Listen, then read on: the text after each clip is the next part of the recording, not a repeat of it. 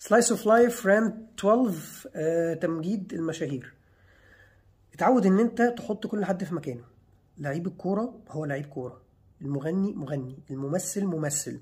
لازم تبقى فاهم كويس قوي ان 70% من شخصيتهم اللي انت بتشوفها دي حاجات هي معموله قدام الكاميرا ولازم يعملها. بيبقى بنسبه كبيره قوي مش دي شخصيته الحقيقيه. فانت ما ينفعش بناء عليها ان انت يبقى تقييمك ليه مش بناء على شغله، لا، تقييمك ليه كشخص، وتعمل حواليه الهالة الكبيرة ان ده الفخر وده الخلوق وده اللي يا ريت ابقى في يوم من الايام زيه.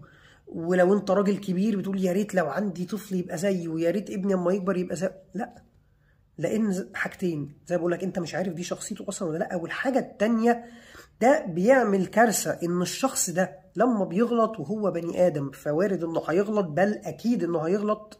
فبتبدا ان انت لا اما هتهد فيه جامد، لان انت استغفر الله العظيم انت حطيته في مكانه ان ده نبي.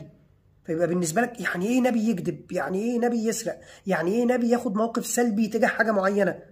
فبيحصل لك صدمه كبيره. اول حاجه التانيه ان انت بتتحول لدرويش، تبدا تبيع مبادئك وتمشي وراه في الغلط اللي عمله وتتخانق مع الناس عشان تثبت لهم ان هو كان صح. فزي ما بقول لك، انت كل شخص حطه في مكانته، خد منه الحلو، لكن مش لازم هو كل حاجه بيعملها صح، عشان ما فيش بني ادم كل حاجه بيعملها صح. وما تجيش بقى تبرر الغلط. ودي حاجه تانية، ان انت تبدا تدخل مواقف ملهاش علاقه باللي حصل.